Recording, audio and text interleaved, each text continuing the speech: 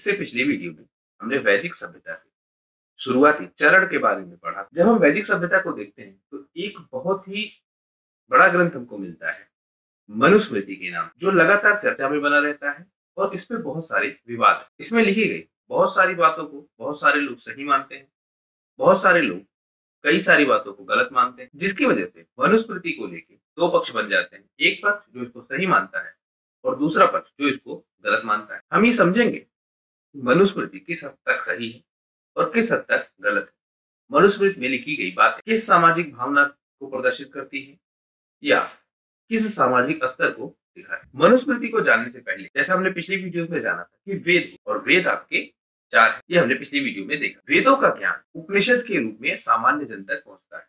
मतलब कुछ व्यक्ति होते हैं जिनको वेदों का ज्ञान होता है और इन्होंने जो वेदों से सीखा है उसको एक सारांश रूप में आम जन को बताते हैं, जिसको कहते हैं उपनिषद। उसके बाद हम देखेंगे पुराण आते हैं। पुराणों में हम क्या देखते हैं, ये ज्यादातर किसी व्यक्ति विशेष को लेकर लिखे गए हैं। मतलब इनमें किसी एक व्यक्ति पे या किसी एक ईश्वर पे फोकस किया गया है और उसके लेके पुराण को लिखा गया है।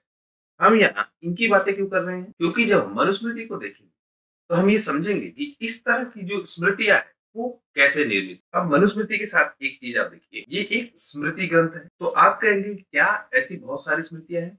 बिल्कुल, ऐसी आपको 18 स्मृति ग्रंथ मिलेंगे। इनपे कुछ में विवाद होता है, बट कुल मिला के आपको ऐसे बहुत सारे स्मृति ग्रंथ मिलेंगे। फिर अब प्रश्न उठेगा कि तो फिर मनुस्मृति ही इतना चर्चा में क्यों है? अगर 18 स्मृतियां हैं तो मनुस्मृति ही इतना चर्चा में क्यों रहता है, या इस पे ही इतना विवाद क्यों? क्या मनुस्मृति में ही इतना सब कुछ गलत लिखा गया है जो इसको इतना ज्यादा विवादित बना देता है? तो समझेंगे हम इस चीज को भी काफी डिटेल। स्मृति ग्रंथ अगर आप देख तो इनमें जो विचार आते हैं वो कहाँ से आते हैं? वेदों का ज्ञान। बहुत सारे लोग वेदों से काफी कुछ सीखते हैं और उसके ज्ञान को वो स्मृति ग्रंथों में ट्रांसफर कर सामाजिक नियम बनाने। स्मृति ग्रंथ आप देखेंगे क्या होते हैं, ज्यादातर ये आपके सामाजिक नियम कानून होते हैं, या इनको धर्म ग्रंथ कहते हैं जो किसी धर्म की सीमाओं को तय करते हैं। इन्हें न्याय ग्रंथ कह सकते हैं क्योंकि ये न्याय ग्रंथ के रूप में भी काम करते हैं, न्यायिक व्यवस्था को भी दिखाते हैं। तो इन सब के पीछे जो इस धार्मिक व्यवस्था को बनाए रखने के लिए, सामाजिक व्यवस्था को बनाए रखने के लिए इन स्मृति ग्रंथों की रचना की जा रही है, उसके विचार कहाँ से आते हैं? उसके विचार हम देख रहे हैं कहाँ से? वेदों से विचार आएंगे। उपनिषदों का जो ज्ञान है, जो लोगों ने उपनिषदों से सीखा है, उसको वो स्मृति ग्रंथों में ट्रांसफर करेंगे। फिर क्या करेंगे, जो पुराणों का ज्ञान उसको वो स्मृति ग्रंथों में ट्रांसफर करेंगे। महाकाव्यों का ज्ञान, महाकाव्य में जैसे आप दो देख लीजिए, एक आपका महाभारत, दूसरा आपका रामायण, ये महाकाव्य है। इनका ज्ञान या इनसे सीखा हुआ ज्ञान। उसके बाद जो चीजें आती हैं, जो ऐड होती है, वो क्या है? सामाजिक मान्यताएं।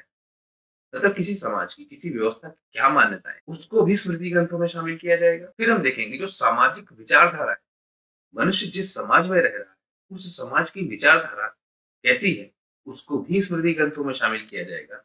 और उसके बाद इसके व्यक्तिगत विचार, उस व्यक्ति के व्यक्तिगत विचार जिसने इन स्मृति ग्रंथों को लिखा है, उसके विचार भी शामिल होंगे। तो एक तो मनुष्य ने विभिन्न धार्मिक स्रोतों से या विभिन्न धार्मिक ग्रंथों से ज्ञान प्राप्त किया। उसके बाद उसने क्या किया, जो उसकी सामाजिक अपनी अवस्था है, उस अवस्था को जोड़ धर्म ग्रंथ बनाए और ये धर्म ग्रंथ सामाजिक व्यवस्था को निर्धारित करेंगे। लेकिन जो ध्यान देने वाली बात है वो ये है कि इन धर्म ग्रंथों का समय, या हम कहें इन स्मृति ग्रंथों का समय काल, जिस समय काल में ये लिखे गए उस समय काल की ये बात करेंगे। मतलब हो सकता है कोई चीज आज के समय काल में सही ना हो, लेकिन ये उस समय काल में सही थी या लोग उसको सही रूप में मानते। हो सकता है कोई ऐसा विचार जो आज की डेट में सही हो, उसको उस काल में गलत मानते। ये दो तरफा सिचुएशन हो सकती है। तो दरअसल जो भी सामाजिक व्यवस्थाएं बनी थी, ये उस सामाजिक मान्यताओं के हिसाब से बनी थी, उस सामाजिक विचारधारा के हिसाब से बनी थी। जैसे आप देखिए, एक आपका है सती प्रथा। सती प्रथा एक लंबे समय तक समाज में विद्यमान रही और जिस समय ये समाज में विद्यमान थी उस समय इसको सही माना जाता था। यहाँ तक जो स्त्रियां सती होती थी उनकी पूजा की जाती थी। आपने अभी भी बहुत सारे सती मंदिर देखे होंगे। तो एक सामाजिक व्यवस्था में यही सती प्रथा ठीक थी। लेकिन जब समय काल के साथ चिंतन बढ़ा और चिंतन ने फिर ये पाया कि क्या एक स्त्री को सिर्फ इसलिए जला देना चाहिए कि उसका पति मर गया है, उसकी अपनी इच्छा कुछ भी नहीं है, और किसी स्त्री को जिंदा जला देना क्या ये सही है? जब इस चिंतन को आगे बढ़ा तब इस चिंतन ने क्या किया, सती प्रथा समाप्त कर दी। और जो सामाजिक मान्यता है यहाँ से आप सामाजिक मान्यता क्या थी कि ये सही है, सामाजिक विचारधारा क्या थी कि ये सही है। फिर कुछ व्यक्तियों की विचारधारा आई, उसने कहा नहीं ये गलत है। इन व्यक्तियों की विचारधारा से क्या हुआ, जो सामाजिक विचारधारा है, समाज के अन्य लोगों की विचारधारा है, उसमें परिवर्तन हुआ। बहुत सारे लोगों ने ये मानना शुरू कर दिया कि हाँ सती प्रथा गलत है। फिर ये समाज की मान्यता बन गई। पहले एक विचारधारा थी, फिर ये मान्यता बनी कि हाँ सती प्रथा गलत है, और इन सबको मिला के फिर क्या बनता है, कानून बना है। इसी तरह से पूरी धार्मिक व्यवस्था चलती है, ये पूरी सामाजिक व्यवस्था चलती है। मनुस्मृति के अलावा हम देखेंगे कि और भी बहुत सारी हमको स्मृतियां मिलेंगी, जिनका आपने उदाहरण बार बार इतिहास के ग्रंथों में देखा होगा, या इतिहास के रेफरेंस में इनका इस्तेमाल किया जाता है। हम जैसे देखें, एक तो आपका होगा मनुस्मृति। इसको किसने लिखा था, राजा मनु ने इसको लिखा था, और 12 अध्यायों में ये लिखित, और इसी को सबसे प्रमुख स्थान दिया जाता है।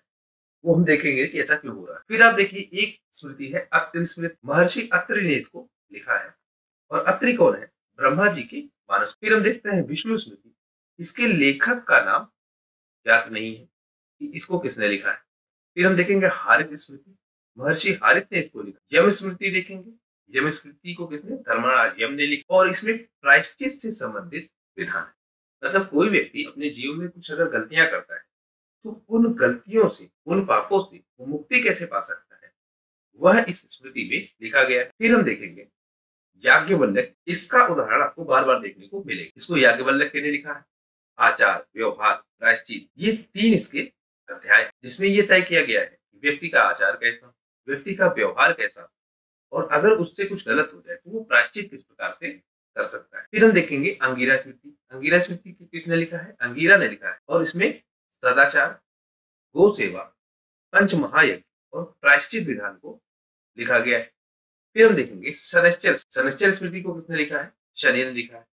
तो दरअसल ये स्मृतियां क्या है, धर्म ग्रंथ है, और धर्म ग्रंथ के साथ साथ ये न्याय ग्रंथ भी बन जाते हैं।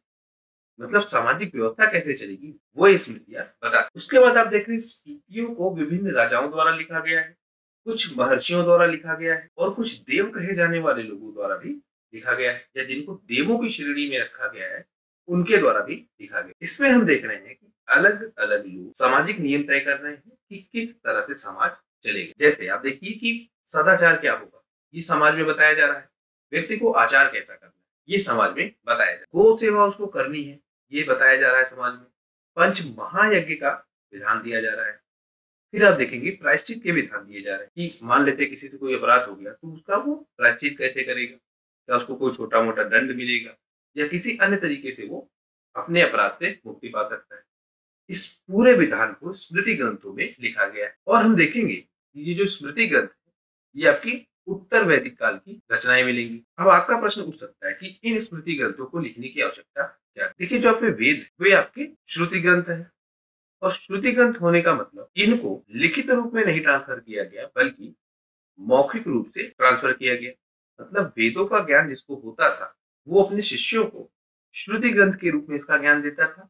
फिर उसके शिष्य अपने शिष्यों को यह ज्ञान देते थे, और इस तरह से एक परंपरा के रूप में वेद ज्ञान चलता रहा। जब हम उत्तर वैदिक काल में आएंगे तो हम देखेंगे वेदों का संकलन प्रारंभ हो जाएगा। मतलब वेदों को संकलित किया जाएगा। वेदों के संकलन के साथ साथ हम देखेंगे सामाजिक नियम बनेंगे। क्योंकि वेदों की भाषा बहुत कठिन है, इसलिए जो सामाजिक नियम है उसको सरल भाषा में लोगों तक पहुंचाने के लिए स्मृति ग्रंथ बनेंगे, और उसी स्मृति ग्रंथों का अध्ययन करके हम उस समय काल की सामाजिक दशा को जान सकते। इसी पर्पज के थ्रू स्मृति ग्रंथ लिखे गए कि जिससे सामान्य भाषा में लोगों को सामाजिक नियम पता लग जाए। तो हम देख पा रहे हैं कुल कितनी स्मृतियां हैं। जैसे हमने बात की 18 स्मृतियां मानी जाती है। इसमें आप देखेंगे जिन ऋषियों ने इनको लिखा है या जिन्होंने उनको लिखा है वो कौन कौन है।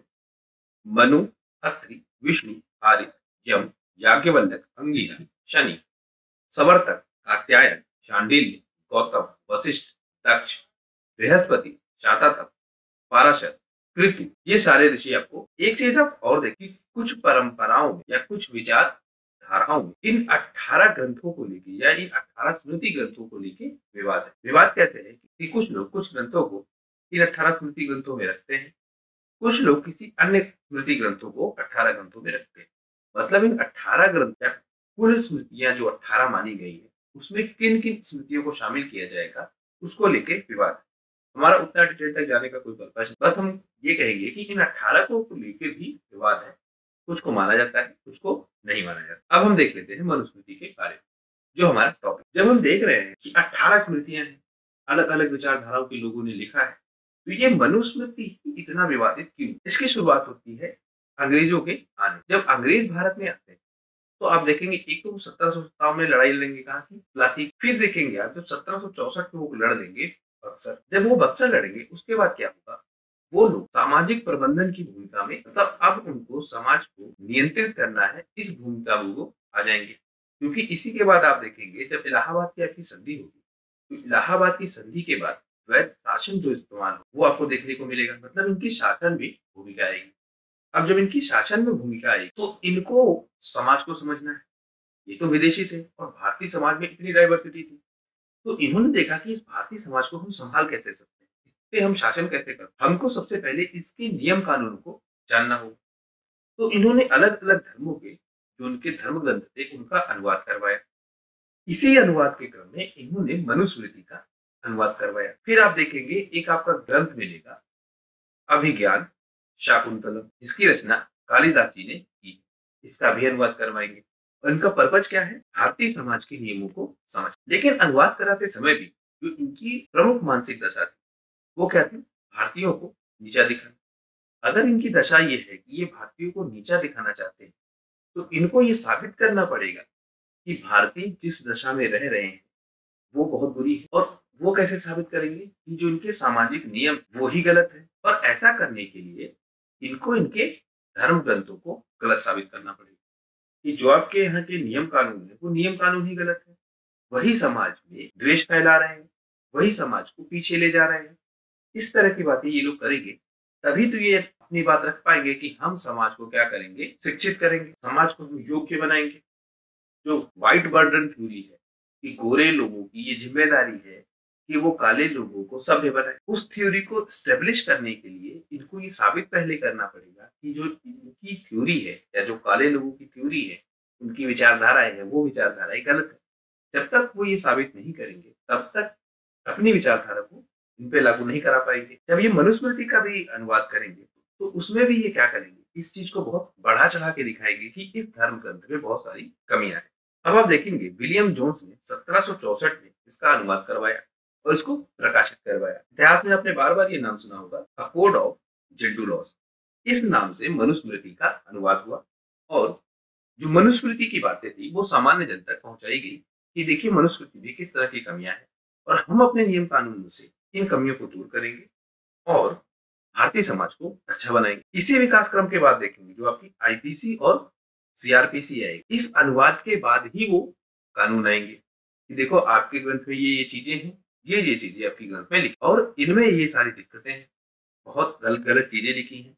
हम अब नए कानून लाएंगे, आईपीसी सीआरपीसी जैसी व्यवस्था लाएंगे और इस व्यवस्था से आपके समाज को एक अच्छा कानून देंगे, सबकी बराबरी की हम बात करेंगे। इस तरह से मनुस्मृति को रिप्रेजेंट किया गया। तो क्या ये मान लिया जाए कि मनुस्मृति सही है? आईपीसी सीआरपीसी की व्यवस्था ने या फिर कोड ऑफ जेंटू लॉज ने इसको इतना बदनाम कर दिया? ये बात मानना भी हमारे लिए ठीक नहीं है। क्यों? क्योंकि मनुस्मृति में हम देखेंगे कि जिस समाज के लिए लिखी गई थी उस समाज के लिए तो कुछ हद तक ये ठीक हो भी सकती है, लेकिन बदलते समाज के लिए, जिसमें समाज की दशा भी बदल रही है, दिशा भी बदल, उस समाज के लिए क्या मनुस्मृति? तब हम पाएंगे कि नहीं, इसमें बहुत सारी कमियां हैं जिनको सुधारे जाने की जरूरत है। और हमारा लक्ष्य ये नहीं है कि हम मनुस्मृति को सही साबित करें, हमारा लक्ष्य ये है हम ये जाने कि मनुस्मृति में जो लिखा गया है वो किस हद तक सही है या किस हद तक गलत है। क्योंकि जब भी आपसे इंटरव्यू में पूछा जाएगा, चाहे वो यूपीएससी हो चाहे वो यूपीपीसीएस का इंटरव्यू, यदि आपका हिस्ट्री ऑप्शनल तो डिटेल में जाके आपसे पूछा जा सकता है कि मनुस्मृति को लेके आप क्या सोचते हैं, आपकी क्या समझ है। तो जब आपके नेगेटिव और पॉजिटिव दोनों एंगल को जानेंगे तब जाके आप अपनी बात को सही तरीके से रख पाएंगे। आपने देखा था कि भीमराव अम्बेडकर जी ने भी मनुस्मृति की प्रतियां जलाई थी और इस दिवस को आज तक भी मनाया जाता है। तो जो मनुस्मृति को लेके समाज में एक द्वेष भावना फैल गई, समाज ने जिसको इतनी हीन दृष्टि से देखना प्रारंभ कर दिया, इतनी घृणा की दृष्टि से देखना प्रारंभ कर दिया, उसमें कोड ऑफ जेंटू लॉज का बड़ा रोल, जिसने समाज में ये विचारधारा पैदा की। फिर आपका ये प्रश्न हो सकता है कि भीमराव अम्बेडकर जी जैसा विद्वान व्यक्ति वो क्या अंग्रेजों के झांसे में आके मनुस्मृति को जला गए? ऐसा तो हो ही नहीं सकता। आपकी बात भी बिल्कुल ठीक है। क्योंकि मनुस्मृति में ऐसी बहुत सारी चीजें लिखी हैं जो समाज में स्वीकार नहीं की जा सकती है, या हम कहें आधुनिक समाज में स्वीकार नहीं की जा सकती। ज्यादा चर्चा में इसलिए ये है क्योंकि इसी को सबसे ज्यादा फैलाया गया। आप देख रहे हैं कि 18 स्मृतियां हैं, और अगर 18 स्मृतियां एक जैसी बात कर रही हैं तो 18 की 18 जलाई जानी चाहिए, पर वो सारी नहीं जलाई जाएंगी, जलाई जाएगी मनुस्मृति। क्यों? क्योंकि इसी की विचारधारा को ज्यादा फैलाया गया। अब हम मनुस्मृति के बारे में थोड़ा डिटेल से देख लें। मनुस्मृति 200 ईसा पूर्व से लेकर 200 ईस्वी के मध्य लिखी गई है, या इसका संकलन किया गया। मनुस्मृति क्या कहती है वो हम देख लें कि माँ के भाई की बेटी, माँ का भाई मतलब मामा, और मामा की बेटी से अथवा पिता के बहन की बेटी मतलब बुआ की बेटी से, इनसे विवाह नहीं किया जा सकता, ऐसा ये लिखते हैं। 10वीं शताब्दी में हम देखेंगे कि मेघातिथि इन्होंने एक टीका लिखी, उसमें भी ये बात है कि ऐसा नहीं किया जाना चाहिए, मतलब मामा की बेटी या बुआ की बेटी से विवाह नहीं किया जा सकता। 14वीं शताब्दी में हम देखेंगे कि एक स्मृति है आपकी पराशर, इसके टीकाकार है माधव जी। इन्होंने वैदिक उदाहरणों का सहारा लिया और ये सिद्ध करने का प्रयास कि इस तरह के विवाह से कोई दिक्कत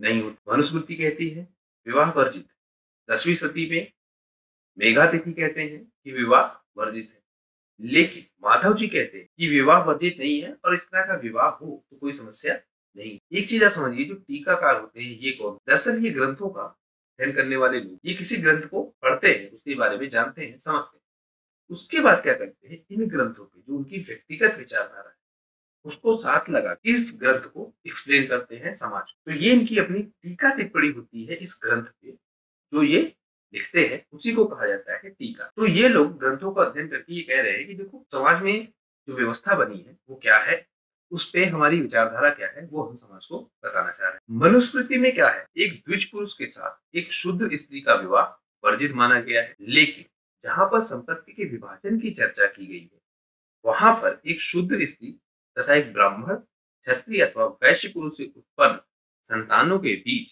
संपत्ति के बंटवारे का अधिकार दिया गया है।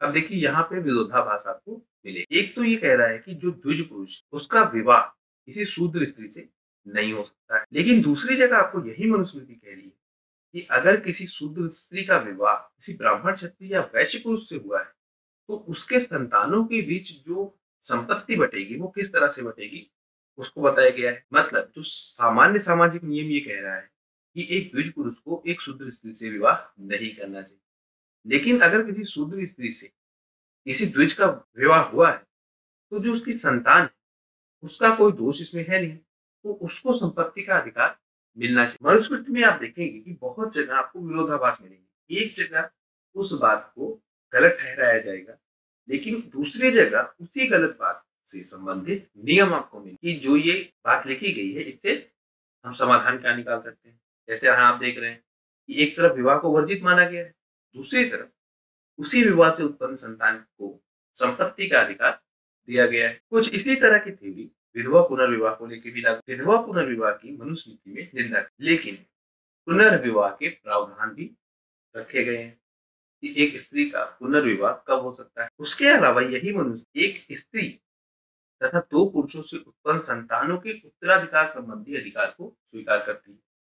मतलब अगर माने कि एक स्त्री है, उसकी पहले शादी हुई और उससे उसकी कोई संतान है, फिर उस स्त्री ने दूसरी शादी कर दी, अब दूसरी शादी से फिर उसकी संतान, तो इन दो संतानों के बीच संपत्तियों का बंटवारा कैसा होगा, ये संपत्तियों को किस तरह से बांटा जाएगा, ये बात कहाँ लिखी गई है? मनुस्मृति में लिखी गई है। मनुस्मृति में फिर एक ही जगह पर मांस भक्षण की प्रार्थना की गई है, मांस भक्षण नहीं किया जा सकता। लेकिन वही दूसरी जगह मनुस्मृति में क्या लिखा गया है कि ब्राह्मणों को मांस परोसने की बात की गई है, और वो भी कब? श्राद्ध के समय। आप अगर देख पा रहे हो तो मनुस्मृति में कई बातें जो मना की गई है उसके समाधान के उपाय भी बताए गए। दरअसल मनुस्मृति क्या करना चाह रही है, ये सामाजिक नियम बना रही है, और सामाजिक नियम में क्या सही है और क्या गलत है वो ये तय करना चाह रही है। लेकिन अगर कुछ गलत हो जाता है तो उससे मुक्ति कैसे मिलेगी, या उस गलत से निपटा कैसे जा सकता है, उसका समाधान क्या है, उसके बारे में भी ये चर्चा कर रही है। यहाँ सही गलत कहने का मतलब ये नहीं है कि एक सामाजिक व्यवस्था में क्या सही है क्या गलत है। यहाँ सही गलत कहने का मतलब मनुस्मृति में जिस बात को सही या गलत कहा गया है उसके बारे में चर्चा की जा रही है। नहीं तो आप ये ना समझ कि विधवा पुनर्विवाह को सही या गलत ठहराएं। यहाँ ये समझाने की कोशिश की जा रही है कि जो मनुस्मृति में लिखा है उसमें किसी व्यवस्था को सही माना गया है या फिर गलत माना गया, उसमें किसी व्यवस्था को सही माना गया है या फिर गलत माना गया है। तो अगर गलत होता है तो उससे मुक्ति का उपाय क्या है, वो बात भी मनुस्मृति में लिखी गई। इसी वजह से आपको ये विरोधाभास मिल रहे होंगे कि जहाँ एक तरफ किसी काम को मना किया जा रहा है, लेकिन यदि वो काम हो जाता है तो उससे कैसे निपटा जा सकता है या उसका समाधान क्या है, वो बात यहाँ लिखी गई। अब हम देख लेते हैं कि जो मनुस्मृति में बातें लिखी गई, क्या वो अन्य स्मृतियों में भी लिखी गई है? और अगर अन्य स्मृतियों में भी लिखी गई है, फिर तो वो भी उतनी ही निंदनीय है, उनकी भी उतनी ही निंदा की जानी चाहिए जितना मनुस्मृति की। लेकिन अन्य स्मृतियों का लोगों ने नाम भी नहीं सुना। ज्यादातर लोग मनुस्मृति को ही जानते हैं और इसी को मानते हैं कि ये धर्म व्यवस्था है जिसको ब्राह्मणवादी समाज ने स्थापित किया था शोषण करने के लिए अपने से नीचे वर्ग के लोग। मनुस्मृति में कहा गया है कि यदि श्रेणी संगठन का कोई सदस्य लोभवश श्रेणी धर्म का उल्लंघन करता है तो उसको सजा मिलनी चाहिए। यही बात कहती है आपकी याज्ञवल्क्य स्मृति। लेकिन मंदसौर अभिलेख आपका कहता है कि कार्य और क्षेत्र बदले जा सकते हैं, मतलब श्रेणी संगठन अपना कार्य और क्षेत्र बदल सकते हैं। अब ये श्रेणी संगठन क्या है ये समझ। मनुष्य आपका समूह में रहता है और जिस समूह में वो रहता है उस समूह को मिला के क्या बना दिया जाता है, एक श्रेणी बना दिया जाता है। जैसे मान लेते हैं व्यापारियों का समूह। अब ये व्यापारियों का समूह मिलके क्या बनाएगा, व्यापारियों की श्रेणी बनाएगा। अब ये कहा जा रहा है कि देखो जो व्यापारियों का समूह है या जो श्रेणी है इसके नियम, इस नियम का उल्लंघन नहीं किया जा सकता है। अगर कोई करता है तो उसको दंड दिया जाए। लेकिन अगर कोई व्यक्ति इस श्रेणी को छोड़ के इस श्रेणी में आ जाता है, अपनी श्रेणी को भी छोड़ देता है, वो व्यापारी से मान लेते हैं किसी अन्य वर्ग में चला जाता है, तो क्या होगा, उस व्यक्ति बदली हुई श्रेणी के नियम लागू होंगे। मतलब जिस भी श्रेणी में आप रहेंगे उस श्रेणी के नियम आप पे लागू होंगे, लेकिन आप श्रेणी बदल सकते हैं, ये सुविधा भी आपको मिलती है।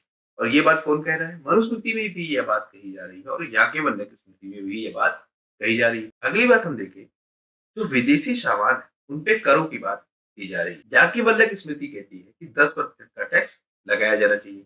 तो जो विदेशी सामान है उन पे 10% का शुल्क हमको वसूलना चाहिए। वहीं जो राज्य के भीतर व्यवसाय हो रहा है उस पे 5% का टैक्स लगाया जाना है। अगली बात ये जो कह रहा है कि उपभोक्ता और व्यापारी दोनों के हितों का ध्यान रखा जाए। मनुस्मृति भी कुछ इसी तरह की बात कर रहा है। वो कह रहा है कि देखो 5% का टैक्स लगाना चाहिए, पहली बात। दूसरी बात, हमको मूल पूंजी पे टैक्स नहीं लगाना चाहिए। तो जितने का व्यवसाय कर रहे उतने पे टैक्स नहीं लगाना चाहिए, बल्कि हमको टैक्स लगाना चाहिए किस पे, लाभांश पर। जितना वो प्रॉफिट कमाए हमको उस पे टैक्स लगाना है। इससे क्या होगा, व्यवसायियों में जो है व्यवसाय को लेके एक विश्वास पैदा होगा। फिर हम देख रहे हैं चोर बाजारी की यहाँ निंदा की गई है और विशेष दंड का प्रावधान किया गया है कि कोई व्यक्ति यदि चोर बाजारी करता हुआ पकड़ा गया तो उसको विशेष रूप से दंड दिया जाएगा, ये प्रावधान किया गया है। याज्ञवल्क्य स्मृति और मनुस्मृति दोनों ही नियम बना रहे हैं समाज के लिए, व्यवसायियों के लिए नियम बना रहे हैं।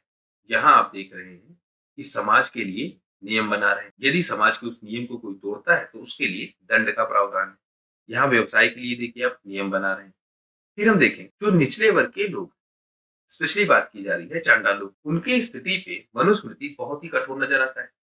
ये कह रहा है कि जो चांडाल ये क्या है, गांव से बिल्कुल बाहर रहे और बहुत जरूरी अगर कोई काम तो इनके बिना नहीं, तभी ये नगर में प्रवेश कर सकते। इनको कहा गया है कि केवल भूमि पर ही इनको भोजन दिया जाए, किसी पात्र में इनको भोजन नहीं दिया जा सकता। चांडालों के विषय में जब आप देखेंगे चांडाल किनको माना है, तो कुछ स्थानों पे इनको जो शूद्र है उनसे भी नीचा दिखाया गया है और कुछ स्थानों पे इनकी जो दशा है वो शूद्रों से ऊपर थोड़ी सी दिखाई गई। मतलब कुछ स्थानों पे आप देखेंगे कि इनको बिल्कुल इनका सामाजिक तिरस्कार कर दिया गया है, इनको बिल्कुल समाज से बाहर कर दिया गया। और ये हम देखेंगे कब, उत्तर वैदिक काल में ऐसा होगा। और कुछ स्थानों पे इनको व्यवसाय के रूप में दिखाया गया है और ये वो व्यवसाय कर रहे हैं जो समाज के अन्य लोग करना ही नहीं चाहते। जैसे आपका चमड़े का व्यवसाय हो तो ये लोग चमड़े का काम करेंगे, क्यों करेंगे, क्योंकि कोई अन्य इसको कर नहीं रहा है। जहां इनकी स्थिति थोड़ी सी ऊपर दिखाई जाएगी, लेकिन ओवरऑल में इनको शूद्रों के आसपास ही रखा जाता है और इनको निम्न वर्ग में ही शामिल किया जाता है।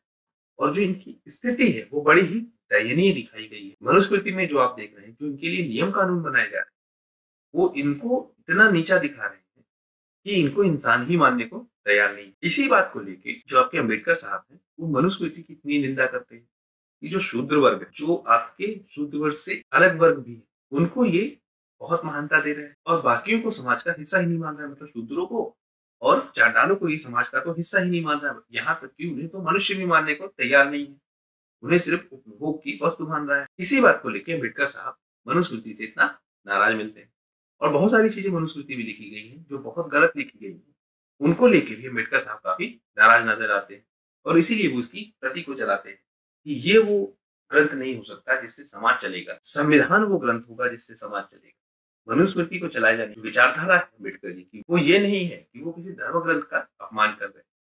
वो कह रहे हैं कि जो सामाजिक नियम की ये पुस्तक है, इस पुस्तक से समाज ने इस पुस्तक को जला देना चाहिए। हमें जिस सामाजिक नियम की आवश्यकता है वो इतना नीचा नहीं हो सकता कि किसी व्यक्ति को समाज से ही बाहर कर दे, उसे इंसान मानने से भी मना करे। अगली बात हम देखें जब मनुस्मृति, तो नारी सम्मान की जब बात आती है तो यहाँ पे मनुस्मृति फिर से कठोर होगा और क्या कहेगा कि नारी एक वासना की वस्तु, ये क्रूर स्वभाव वाली है और इस पे भरोसा किया ही नहीं जा सकता है। यही मनुस्मृति दूसरी जगह क्या कहेगा कि इनकी तुलना लक्ष्मी से की जा रही है। अब हमको ये समझना होगा कि क्या इसका जो ट्रांसलेशन है वो ट्रांसलेशन गलत किया गया है या जो मनुस्मृति ओरिजिनल थी वही हमने पढ़ी है। क्या समस्या आई कि यही मनुस्मृति एक जगह कह रही है नारी की हमेशा अवहेलना की जानी चाहिए, उसको वासना की वस्तु की समझना चाहिए, उस पर विश्वास नहीं करना चाहिए, और वही मनुस्मृति दूसरी जगह कह रहा है कि नारी की तुलना लक्ष्मी से की जानी चाहिए और ये कह रहा है कि किसी भी स्थिति में एक पुरुष द्वारा नारी का अपमान नहीं होना चाहिए। तो इस तरह से विरोधाभास आपको मिलेगा नारियों की। मनुस्मृति में फिर कहा जा रहा है पत्नी और उसकी संपत्ति पर पति का नियंत्रण, लेकिन किसी भी परिस्थिति में पत्नी को बेचा या उसका परित्याग नहीं किया जा सकता। तो मनुस्मृति दरअसल ये स्टैब्लिश करना चाह रही है कि पत्नी पर पति का पूरा अधिकार है और यदि पत्नी पूरे नियम कानून से रह रही है तो उसका अपमान नहीं होना चाहिए। कुछ इस तरह की व्यवस्था ये बता रहा है। एक आपके लेखक है विजयनाथ, इन्होंने ऋग्वेद काल से अध्ययन किया है, समाज की व्यवस्था को समझने का प्रयास किया है। ये कह रहे हैं कि देखो जो 5वीं से 6वीं शताब्दी ईस्वी के बीच ब्राह्मण ग्रंथों के आधार पर जो सामाजिक नियम बने, उस सामाजिक नियमों ने ये कहीं ना कहीं मान लिया कि जो नारी है वो आपके सैद्धांतिक रूप से पुरुषों के अधीन है और इसीलिए स्मृतियों में और पुराणों की बात हमको देखने को बार बार मिलेगी कि नारी को पुरुष के अधीन माना गया है और यही चीज आप देख रहे हैं कि मनुस्मृति में मिल रही है। तो ये विजयनाथ जी का तर्क है। फिर हम देख रहे हैं एक बात आपको मिलेगी नियोग प्रथा। नियोग प्रथा के विषय में कहता है मनुस्मृति ये पशु धर्म, ऐसा नहीं किया जाना चाहिए किसी भी दशा। लेकिन उसके साथ साथ ये कुछ प्रावधान भी देता है, यदि किसी के पति की मृत्यु हो जाए तो पति का जो छोटा भाई या उसका जो अनुज है उसके साथ उस स्त्री का विवाह किया जाना चाहिए और वो तब तक उसके साथ रह सकता है जब तक कि एक पुत्र उत्पन्न ना हो जाए। नियोग प्रथा के बारे में अगर आप जानते हो तो नियोग प्रथा के विषय में जो व्यवस्था है वो ये कहती है यदि किसी स्त्री का पति ना हो, उसकी मृत्यु हो गई हो या वो कहीं चला गया हो या कुछ अन्य घटित हुआ हो, मतलब स्त्री का यदि पति नहीं है तो किसी अन्य पुरुष से वो संतान की प्राप्ति कर सकती है। ये व्यवस्था आप देखेंगे कि महाभारत काल में भी आपको देखने को मिलेंगी। यदि आपको याद हो तो आपके जो धृतराष्ट्र और जो आपके पांडु हैं वो इस योग प्रथा से ही उत्पन्न संतान है। तो इस तरह की प्रथा अब मनुस्मृति कह रहा है कि भाई ये पशु धर्म है, इसको नहीं किया जाना, लेकिन वो प्रावधान भी दे रहा है कि अगर किसी की पति की मृत्यु हो ही जाए तो फिर वो क्या किया जाए। तो उसमें कह रहे हैं कि उसके अनुज के साथ उसका विवाह कीजिए, एक पुत्र उत्पन्न होने तक वो उसके साथ रहे। अगली बात हम देख रहे हैं क्या लिखा है मनुस्मृति। ये कहते हैं कि एक द्विज पुरुष अपनी विद्या पूरी करनी चाहिए, उसके बाद अपने ही वर्ण की किसी स्त्री के साथ या कन्या के साथ विवाह करना है। विवाह की जो आयु दी गई है वो तो बहुत ही विवादित। 30 वर्ष की आयु वाले पुरुष का विवाह 12 वर्ष की कन्या के साथ और 24 वर्ष की आयु वाले पुरुष का विवाह 8 वर्ष की कन्या से किया जाना चाहिए। मतलब इस तरह से जो विवाह की ये परंपरा बना रहे हैं उससे ये स्त्री को ये दिखाना चाह रहे हैं कि जैसे ही स्त्री अपने मासिक धर्म के शुरुआती चरण में आए उससे पहले ही उसका विवाह हो जाना चाहिए। और इन धर्म ग्रंथों में आप देखेंगे कि ये माना गया है कि स्त्री पुरुष के अधीन है और स्त्री की जो मूल जिम्मेदारी है वो सिर्फ इतनी है कि वो ऐसी संतानें पैदा करे जो उसकी वर्ण व्यवस्था मतलब वर्ण संकर की जो स्थिति है वो उत्पन्न नहीं होनी चाहिए और इसकी बहुत निंदा की गई है। यही चीज जब आप विश्व इतिहास में पढ़ेंगे तो आपको जब हिटलर पढ़े तो हिटलर के विषय में भी यही चीज मिलेगी। हिटलर भी यही बात कह रहा था कि जो वर्ण संकर की व्यवस्था है वो नहीं होनी चाहिए, मतलब एक वर्ण में दूसरे वर्ण का कोई व्यक्ति शामिल नहीं होना चाहिए, या अंतर जाति विवाह आप कहें बहुत सामान्य शब्दों में, उसकी ये बहुत निंदा करता है। तो आप देख सकते हैं कि उस समय की विचारधारा हिटलर जैसे व्यक्ति में भी आके बैठती है, मतलब बहुत लंबे टाइम फ्रेम के बाद भी वो विचारधारा समाज में विद्यमान है। आज भी आप देखेंगे कि इस बात को लेके बहुत विवाद है कि अंतर जातीय विवाह हो या ना हो, और ज्यादातर समाज आप देखेंगे तो इसको नकार देगा। मतलब ये बहुत लिमिटेड लोग हैं जो ये मानेंगे कि अंतर जातीय विवाह हो, कोई दिक्कत नहीं है। लेकिन ज्यादातर आप देखेंगे क्या कहेंगे कि अपने ही वर्ण में विवाह हो तो ज्यादा, तो ये समस्या आपको मिलेगी। एक बात की गई है भाग, और ये भाग क्या है? उपज का हिस्सा। ये प्रश्न पूछा गया है कि भाग किसे कहते हैं। तो आप देखें भाग क्या है? उपज का हिस्सा या राजा को दिया जाने वाला, आप कह सकते हैं टैक्स। इसके बारे में नारद स्मृति कहता है कि ये 1/6 हिस्सा में। मनुस्मृति कहता है कि 1/6, 1/8 और 1/12 हिस्सा। 3 प्रावधान मिलते हैं मनुस्मृति में अलग अलग दशाओं। जब खनिज संपदा की बात आती है तो मनुस्मृति कहता है कि अगर कहीं से कोई खनिज संपदा मिलती है तो उस पे राजा का आधा हक होगा, क्योंकि राजा उस भूमि का मालिक है, इसलिए उस पूरी भूमि से निकले खनिज पर राजा का आधा हिस्सा होगा। फिर आप देखेंगे कात्यायन जो आपकी स्मृति, ये भी कुछ इसी तरह की बात करता है, और ये कहता है कि कृषक की उपज है, उसका 1/4 हिस्सा राजा को दिया जाना चाहिए। नारद स्मृति में भी आप देखेंगे तो इस तरह की व्यवस्था मिलती है। और नारद स्मृति में एक चीज आप और देखिए, किसी किसान को उसके खेत और घर से दोनों बेदखल कर सकता है यदि राजा चाहे। मतलब राजा की शक्ति को इतना बढ़ा के दिखाया जाएगा कि राजा का कर में हिस्सा है, राजा का खनिज में हिस्सा है, राजा चाहे तो किसी व्यक्ति को उसके खेत से, उसकी जमीन से निकाल सकता है, क्योंकि वो भूमि का स्वामी वही है, इसलिए उसका उपज में भी हिस्सा है। इस तरह की व्यवस्था मिलेगी। और ये दरअसल साबित क्या करना चाहेंगे? क्योंकि राजाज्ञा से लिखे गए धर्मशास्त्र होंगे, राजाज्ञा से लिखे हुए धार्मिक नियम होंगे, तो ये नियम कहीं न कहीं राजाओं के पक्ष में होंगे कि राजा का ये अधिकार है कि वो कर ले। इस तरह की व्यवस्था आपको मिलेगी। देखिए दूसरी जगह इसी में आप देखेंगे नारद स्मृति में ही वो कहते हैं कि जो ये किसानों से खेत और घर लिए जाए, अगर वो किसी कानून को तोड़ते हैं उस समय, तो हमको ये ध्यान रखना चाहिए कि वो इनके गृहस्थ जीवन के निर्वाह का साधन है। मतलब इन्हीं से उनका घर चल रहा है। ये चीज हमको ध्यान में रखी जानी चाहिए, तभी हम इनसे इनके खेत और घर लें। मतलब मानवता का भी ध्यान रखा जाना चाहिए। ये बात कौन कह रहा है? नारद। फिर हम देखेंगे जो आपका गौतम धर्म सूत्र है और जो मनुस्मृति, ये दोनों किस बारे में बात करते हैं? स्वामित्व संबंधी अधिकारों की बात करते हैं। और ये कहते हैं कि एक भूमि का स्वामी अपनी भूमि के साथ कुछ भी कर सकता है। मतलब वो उसके पूरे अधिकार क्षेत्र में है, वो चाहे उसको बेच दे, चाहे उसका दान कर दे, चाहे किसी को भेंट दे दे, चाहे वो गिरवी रखे, कुछ भी अपनी भूमि के साथ कर सकता है। ये उसकी अधिकार क्षेत्र में शामिल है। दूसरी बात, जो गौतम धर्म सूत्र है वो संपत्ति के अधिग्रहण की विभिन्न व्यवस्थाएं बताता है कि कोई व्यक्ति किसी संपत्ति का अधिग्रहण कैसे कर सकता है, उसके बारे में ये लोग बात कर रहे हैं। और कह रहे हैं कि देखो उत्तराधिकार के नियमों से, क्रय विक्रय से, बंटवारे से, या सहमति से, या किसी ने किसी विशेष संपत्ति को खोजा है, उन आधारों पे उसको स्वामित्व दिया जाना चाहिए। इस तरह की बात ही कर रहे हैं अपने धर्म शास्त्र। वहीं हम देखेंगे मनुस्मृति में, तो इसमें संपत्ति अधिग्रहण के 7 वैधानिक तरीके बताए। जैसे पीछे आपने देखा कि गौतम धर्म सूत्र क्या कह रहा है कि किस तरह से उत्तराधिकार का ट्रांसफर हो, या किस तरह से संपत्ति अधिग्रहण के नियम बनाए जाए। इसी बारे में मनुस्मृति और विस्तृत होकर बात करता है, और वो 7 तरीके बताता है जिससे संपत्ति का अधिग्रहण किया जा सकता है। उसमें वो कहता है कि देखो उत्तराधिकार, खोज या दान, क्रय करना, आक्रमण से प्राप्त करना, सूद पर देना, भेंट के रूप में प्राप्त करना, इन सारे नियमों से किसी संपत्ति का अधिग्रहण किया जा सकता है। फिर आप देखेंगे बृहस्पति स्मृति है, इसमें भी 7 तरीकों की बात की गई।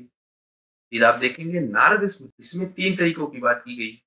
तो कुल मिला के जो मोटी बात है वो ये है कि अलग अलग धर्म शास्त्रों में अलग अलग तरीकों से जो संपत्ति पे अधिग्रहण की बात है उसको किया गया है, और उसके नियम कानून बनाए गए। लेकिन एक समस्या यहाँ आपको फिर मिलेगी कि जो वर्ण व्यवस्था है उसका प्रभाव आपको देखने को मिलेगा।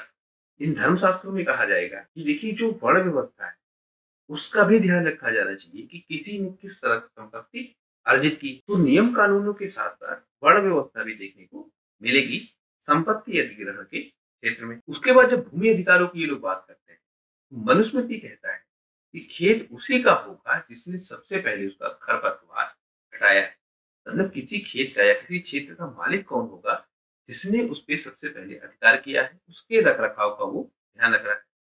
यही बात देखेंगे आप नारद और बृहस्पति इसमें, ये दोनों कहेंगे और ये कहेंगे कि किसी भी संपत्ति पर स्वामित्व उसी का होगा जिसने उस पे अधिकार कर रखा है या जिस पे उसका कब्जा है। बृहस्पति स्मृति थोड़ा और आगे जाके बोलेगा कि अगर 30 साल तक किसी ने भूमि पर कब्जा कर रखा है तो ये भूमि उसकी होगी। कुछ इस तरह की व्यवस्था आपको बाद के आईपीसी सीआरपीसी जैसे कानूनों में भी देखने को मिलेंगे। कितने साल तक किसी भूमि पर किसी का कब्जा हो तो वो भूमि उसकी हो जाएगी, इस तरह की व्यवस्था आपको मिल सकती है। या उसके आधार पे निर्णय दिए जाएंगे कोर्ट्स में।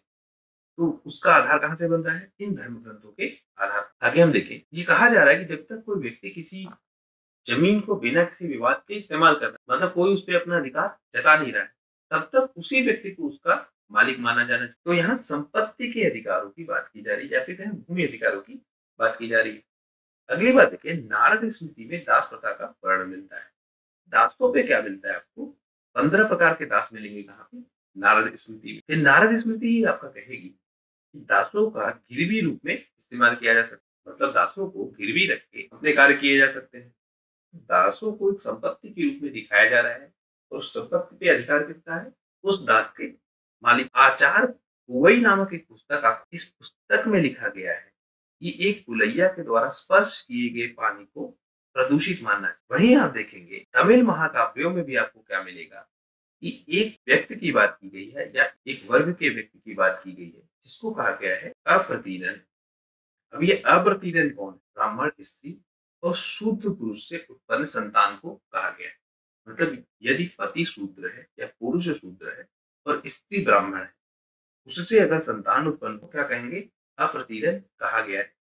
और ये माना गया है कि यदि इसका स्पर्श भी हो जाए तो ये प्रदूषणकारी, मतलब आप देख पा रहे हैं कि उत्तर भारत में ही नहीं दक्षिण भारत में भी आपको कुछ इसी तरह की व्यवस्था मिलेगी कि यदि किसी अप्रतिरन ने या तथा कथित प्रदूषित व्यक्ति ने किसी को छू लिया तो वो दूषित हो जाएगा। तो कुल मिला के आप जो देख पा रहे हैं इस तरह की व्यवस्था पूरे समाज में चल रही है, जहाँ पे स्त्री पे पति का अधिकार दिखाया गया है या पुरुष का अधिकार दिखाया गया है, दास पे उसके मालिक का अधिकार दिखाया गया है। समाज में जो चांडाल हैं उनकी दशा दिखाई गई है, उनको समाज का हिस्सा ही नहीं माना जा रहा है, उनको समाज से बाहर रखा जा रहा है। तो इस तरह से जो पूरी व्यवस्था आपको देखने को मिल रही है उस सामाजिक व्यवस्था है वो अलग अलग धर्म ग्रंथों में अलग अलग पैमानों के साथ लिखी गई है और उस समय का समाज इनको मानना है। बदलते हुए समाज में हमको मिलेगा स्त्री की दशा भी सुधरेगी, दासों की व्यवस्था भी सुधरेगी, चांडालों जैसी जो व्यवस्था थी उसमें भी सुधार मिलेगा। लेकिन आज भी क्या समाज पूरी तरह से इस व्यवस्था से उभर पाया है? क्या स्त्रियों की दशा 100% सही हो गई है? क्या दासों की दशा 100% सही हो गई है? क्या चांडालों की दशा 100% सही हो गई है? इस तरह की व्यवस्था आपको मिलेगी। दरअसल इस पूरे ग्रंथ को समझने का हमारा पर्पस था वो ये है कि हम ये देख पाए कि प्राचीन समय में क्या व्यवस्था थी, स्मृति ग्रंथ किस तरह से उस व्यवस्था को बना रहे थे और हम वर्तमान समय के जिस नियम कानूनों में जी रहे हैं क्या वो नियम कानून इस तरह से है कि हम उस पुरानी बुराइयों से निकल पाए। मनुस्मृति को लेकर जो भ्रांतियां फैला दी गई समाज में उसको हमने समझने की कोशिश की कि इस तरह के नियम कानून सिर्फ मनुस्मृति में नहीं है, बाकी और सारे ग्रंथों में भी लिखा गया है। इसके साथ साथ जब आप पश्चिम के ग्रंथ देखेंगे उसमें जो स्त्रियों को लेकर दशा है वो आपको देखने को मिलेगी। दरअसल एक टाइम फ्रेम में आपको ये पूरी व्यवस्था मिलेगी। जब उस टाइम फ्रेम में आप देखेंगे तो वहां भी यही मिलेगा, स्त्रियों की दशा जो देखी जाएगी वो बड़ी दयनीय, जो दासों की व्यवस्था है वो बड़ी दयनीय, जो चांडालों की व्यवस्था है तो कुछ उस तरह के प्रावधान आपको उन देशों में भी देखने को मिले। तो दरअसल ये एक टाइम फ्रेम का इशू था कि जिस टाइम फ्रेम में समाज की व्यवस्था बनी हुई थी उस टाइम फ्रेम में किसी वर्ग विशेष को क्या अधिकार दिए गए थे वो बातें लिखी गई इन स्मृति ग्रंथों में और उसी को आज की डेट में लागू करना संभव ही नहीं है। आशा करता हूँ आपको ये टॉपिक समझ में आया होगा। मैंने जितना हो सकता है उतनी सरल भाषा में समझाने का प्रयास किया है। मनुस्मृति भी आप समझिए एक बहुत बड़ा ग्रंथ है। उसके अलावा जितने भी स्मृति ग्रंथ है वो बहुत बड़े ग्रंथ है। उनमें जो समाज को बनाए रखने के लिए या उस समय की सामाजिक व्यवस्था को बनाए रखने जो नियम कानून बनाए गए थे वो दिए गए। ये हो सकता है उस समय की सामाजिक व्यवस्था पे लागू हो पर वर्तमान सामाजिक व्यवस्था में लागू नहीं हो सकते। तो हमारा जो पर्पज़ है वो ये जानना है कि स्मृति ग्रंथों की जो व्यवस्था है, वो इतनी मजबूत नहीं रहेगी बाद में अब, क्योंकि जैसे ही वैदिक काल समाप्त होगा, फिर आप देखेंगे जब गुप्त काल आएगा, तो इन ग्रंथों से रेफ़रेंस लिए जाएँगे। आज की न्यायिक व्यवस्था में भी आप देखिए इन ग्रंथों से रेफ़रेंस लिए जाते हैं। रेफ़रेंस मतलब विचारधाराओं का, और उसी तरह के यह समाज चलता है। समाज में परिवर्तन लगातार होता रहता है और वो लगातार होना भी चाहिए। लेकिन टारगेटेड करके किसी ग्रंथ की हमको कोई टीका-टिप्पणी नहीं करनी चाहिए।